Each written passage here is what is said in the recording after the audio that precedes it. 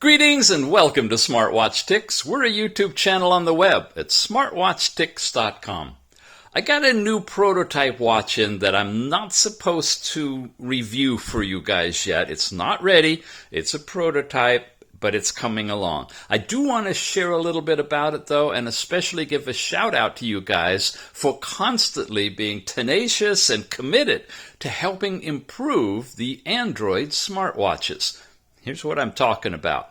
We've seen this one here. This is, oh gosh, it's under a lot of different names. The DM100, the LOKMAT MAX, there's a Lympho model of it. It's a big watch. It's got a lot going for it, but it has some drawbacks, and you guys have identified those. For example, removable bands. They're really big bands, and it would be great if they were removable. Well, okay, that point was taken into consideration and addressed, as you'll find out.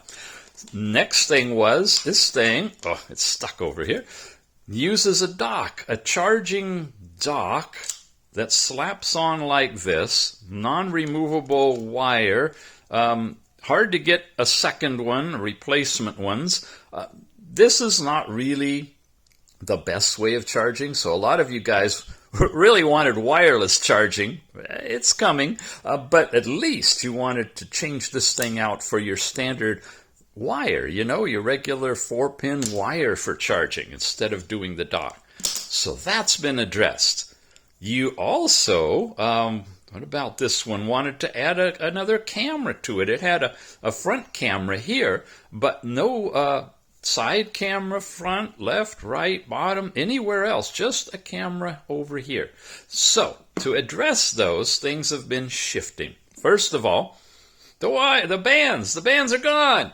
No, this is from the video I did where I actually removed the bands. This is the same watch with the bands removed, and this really shows that they're not removable. They're not just pins that come out. The antennas are actually buried inside of here.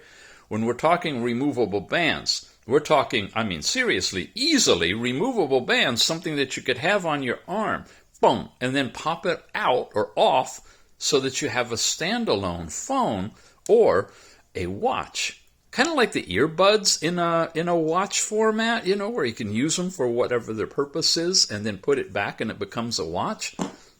As far as the camera goes, well, the Tethering folks came up with the Max S, a little bit smaller design, and they added a camera to it. So you have two cameras, one on the front, one on the side, which shoots right into your hand. So of course you guys came right back and said, wow, it should be on the top. It should be facing that way.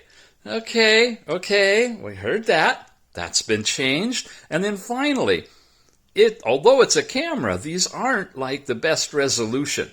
You guys wanted a better camera. In fact, we're looking at a camera equivalent to the one that's on the Cospet Prime 2, the big round smartwatch, similar to the rectangular one, but round, right?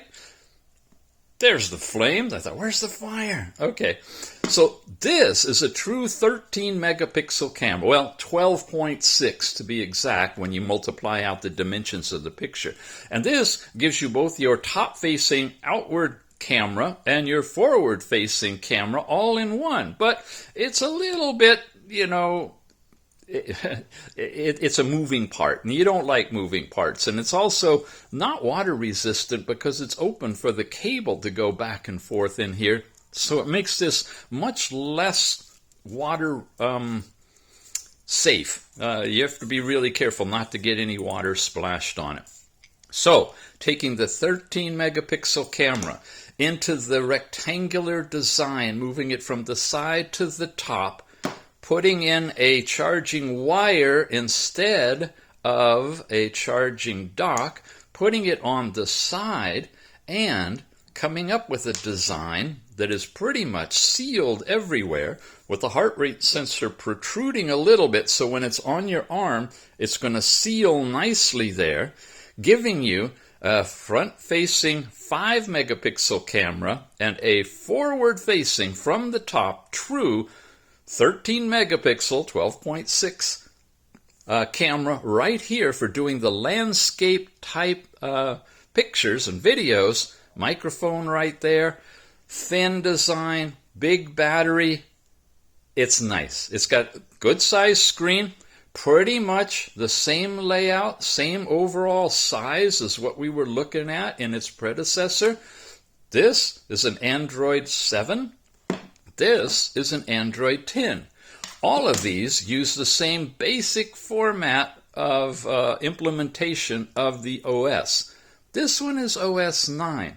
It is a bit different than what you've seen in these watches. It's kind of built from the ground up, and it uses a different tethering app as well. We're working on that one as we speak.